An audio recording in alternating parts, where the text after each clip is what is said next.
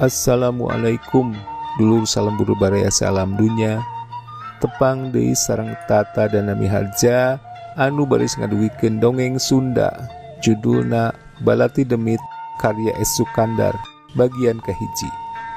Mangga baraya wilujeng ngabandungan.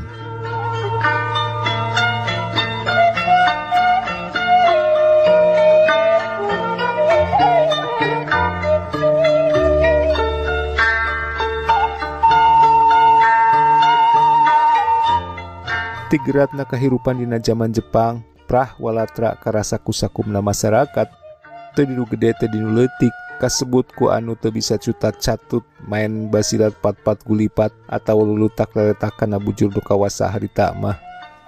Komo ke rakyat nu marangkuk di lembur pagunungan atawa di desa pasisian, sok lain bae wegah ku kasusah ngarepkeun pancen romusa, kerja paksa nu teu bisa dipungpang ari teh yang disebut anti nipon mah. Saleuheung mun saukur di lelewak lembur sorangan atawa misah desa, cilaka namun kapaksa kudu lakon romusya kanu jauh, cul anak mamajikan, cul pakaya, mulan malen teka tempo nombrona atawa teka deuleu cageurna, duka manggih dahar duka henteu. Beuki komo keur nu kabeneran nasibna goreng, apan teu kurang-kurang dipesengkeun ka peuntas ka nagara sabrang lautan, saperti ka Malaya atawa ka Birma. Piraku maket denger asa-asa dibuang, bari can karuhan iraha pibisaeun balik tepung dejeng nu jadi anak pamajikan, atawa jeung katineng hatena nu ngendek jadi kamelang. Awak regung begeng tembong tulang iga ragas pake rombeng teh lain bebenjon, samping karet baju haramai keur awewe atawa celana karunggoni keur lalaki, geus prah atawa memang kitu umumna keur di pelemburan mah. Kadar ulah tembong teing ora teh sanyana, da eta anu pang pentingna keur nu areling mah. Kitu karandapanana ku Mang Alnasan nu hirup ukur gulak-geli kadua anakna awewe, Nyi Emin, nu keur mejehna rumaja putri ligar bulu mayang bijil mamanisna. Pamajikanana indung Nyi Emin anyar keneh ninggalkeun dipundut ku Nu Rahayu diala ku Nu Ngayuga. Alatan panyakit babareuhan, kurang dahar. Nyi Emin keur di lembur awi mah kasebut mojang nyong colang, ngisah ti sasama batur salemburna, nya oge kasebut anak bulu taneuh, tapi hear-hear kawas aya teureuf ti dituna. Mencrang herang, patut teu nganjuk rupa teu nguyang, mutuh mata kabung bulengan bujang-bujang urang lembur, mata heroy duda toloheor, pajarkeun teh cenah hayang mijimat. Cerak kitu kamanehna teu kurang-kurang bujang atawa duda nu ngahelaran. Oge teu kurang bandot kolot anu ngoromeoh, malah aya nu tokmul ngahaja datang ka bapana, maksudna hayang mileuleheungkeun arek milu nyaah. Tapi kabeh ge ukur bati mentegeg bati hanjelu, dak kembang teu parang bisa kapipit, mugen tacan niat boga panutan cenah. Ari nu jadi bapana memang beda ti kolot-kolot nu lian, kawas cadu kana ngareremokeun anak teh. Pantegna mah puguh kana hayang geura boga minantu teh. Ongkoh geus ngarasa era kuno lian kasebut boga anak awewe geus gede, bisi goreng kasebutna, apan teu kurang-kurang sok disebut parawan babet atawa parawan jomblo.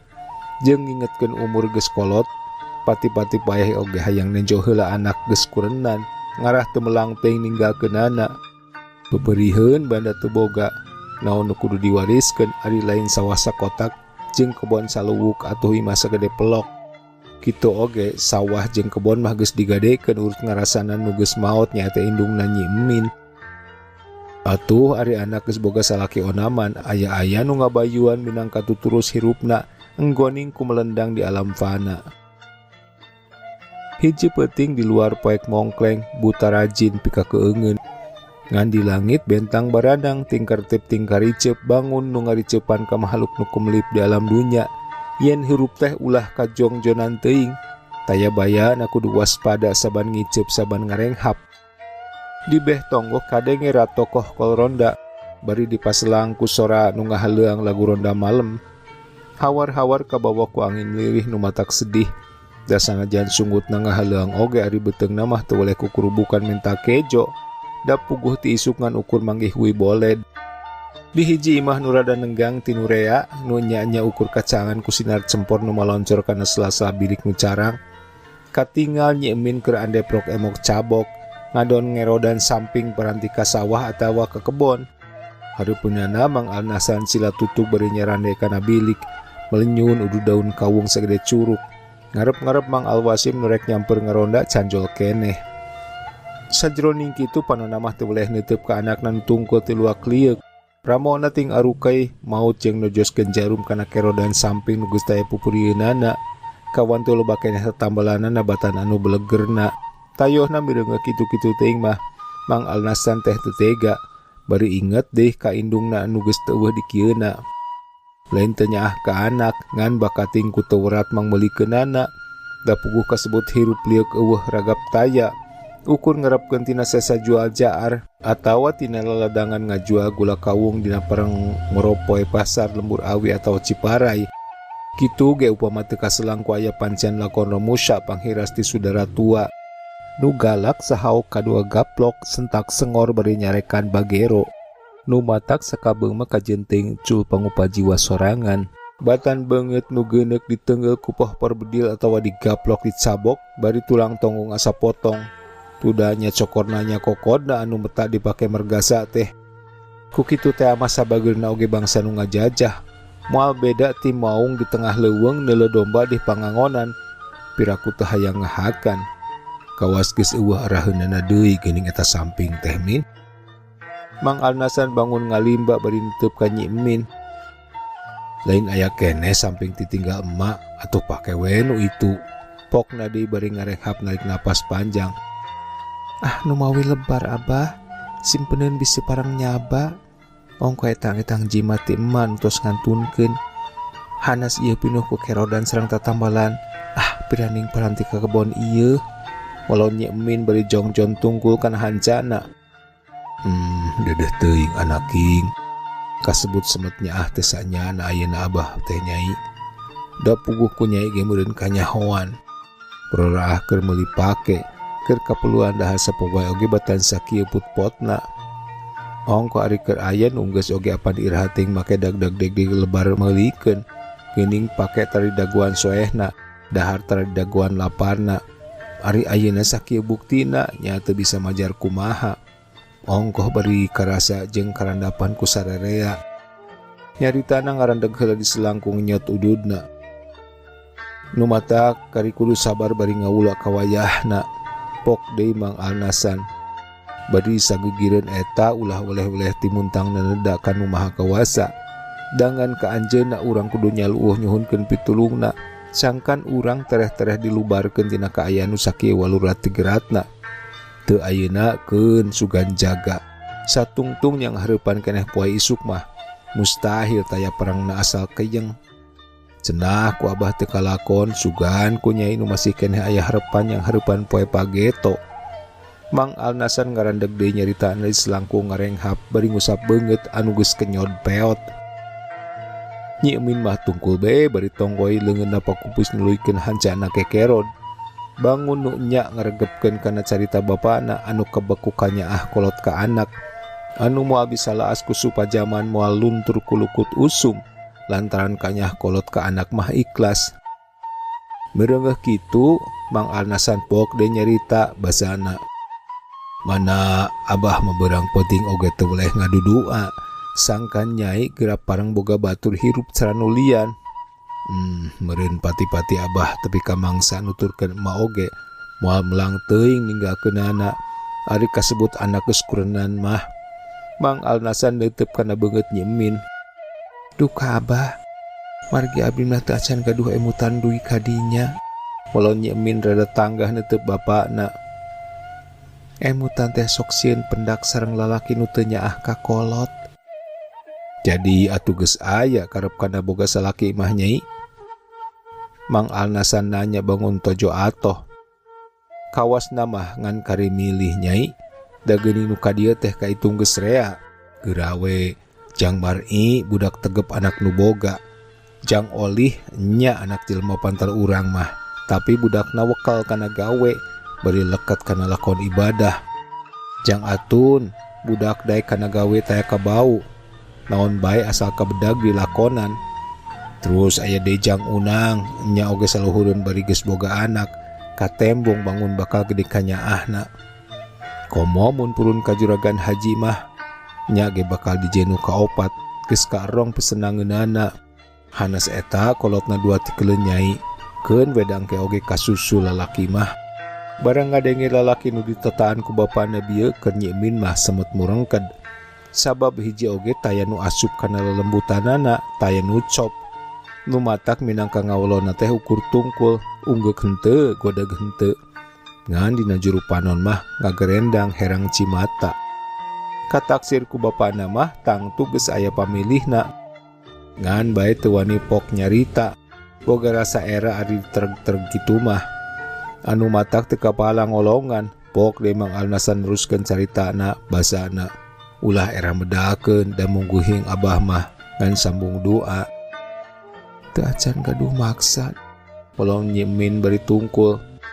Jep Mang Alnasan jempe bangun ngarahu bari neuteub ka anakna, nu minangka jadi harapan hirupna ka hareup, di mana geus nombro teu bisa meta balang siar neangan pangupa jiwa. Bilih abah encing bade moro poe pasar Ciparai mah, sawios ngala acung mah ku abdi, cek Nyi Emin bari ngareret ke bapana. Nya nah karahkeun nahaun atuh dialaan, berina genu kitu mah bejana kahakanan oray da di daharku jama mah kuriak matak weureu, cek Mang Alnasan meuni kurung-kurung wae kawas nu mikir. Wartos nama keur ngadamel racun, walon Nyi Emin. Nah dan nu kadenge ku abah mah cenah keur dahareun, duka dikumahakeun ngukolakeunana. Mun nya teh kitu, pohara ngaraksukna nipon mah geus puguh beas diangkut ku BOK cenah pikeun benteng di palabuhan.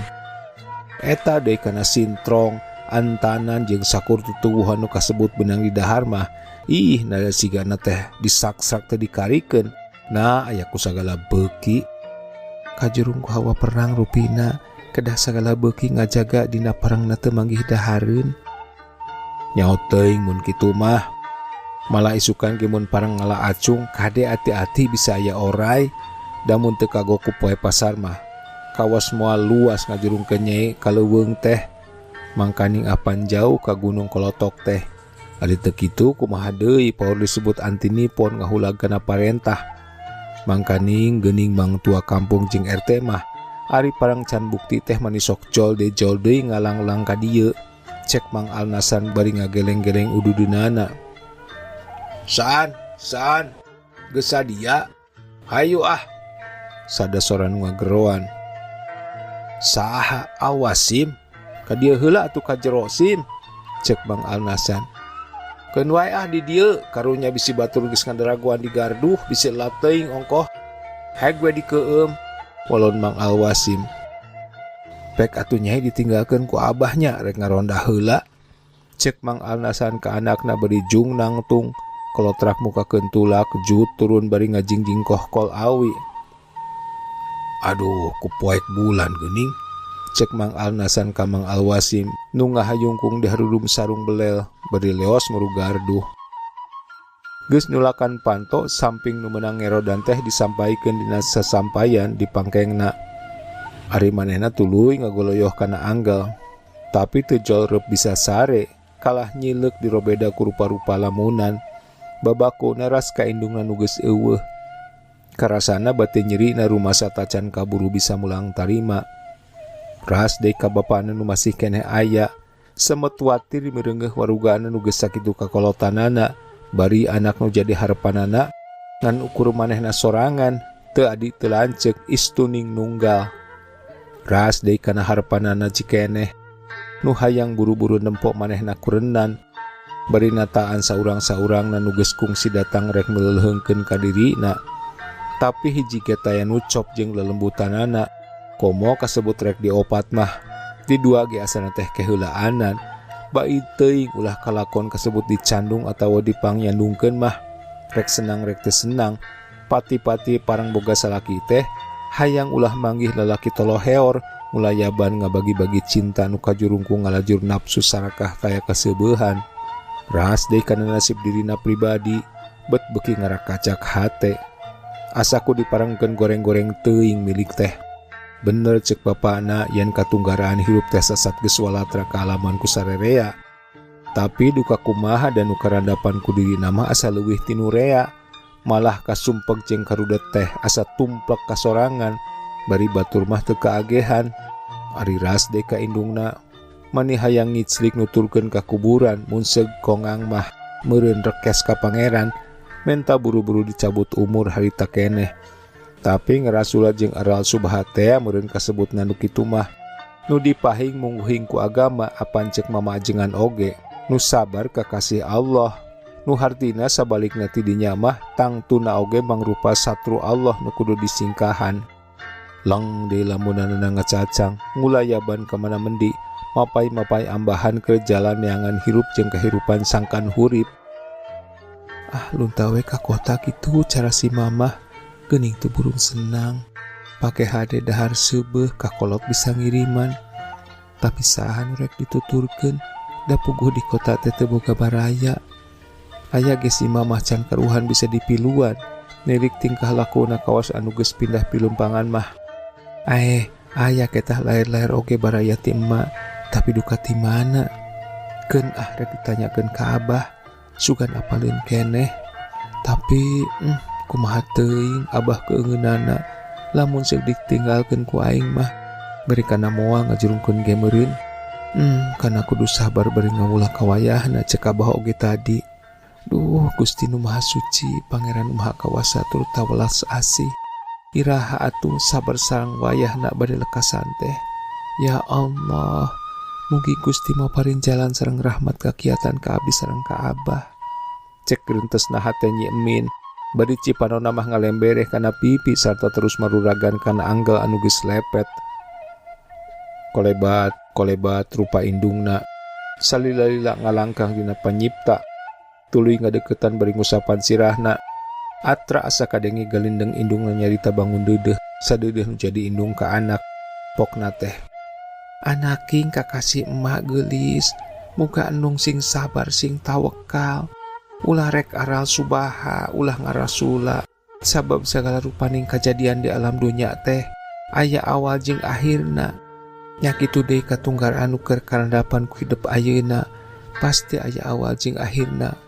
Pepeujeuh enung, ulah rek aral subaha lebah nyorang tengah jeung bangsa rek akhirna katunggaraan.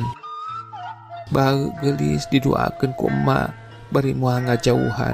Kesenangan mah kasang hareupan bari engke ge moal burung kasampeur ku hidup. Tapi kudu wayahna ku tangehna, kudu sabar ku tarahalna, bari ulah mungpang kana kadarti pangeran.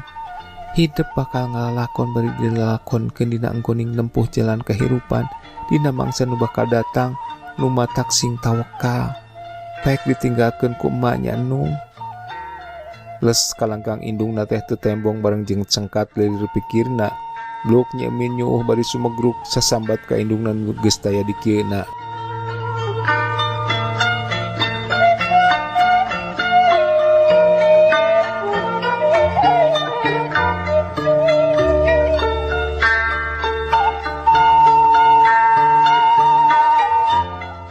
Cak baraya duwi ka dieu heula dongeng Sunda anu judulna Balati Demit bagian kahiji. Insyaallah urang baris tepang di dina lakon bagian kadua. Hatur nuhun kana perhatosanana, Tata dan Mihaja pamit, permios.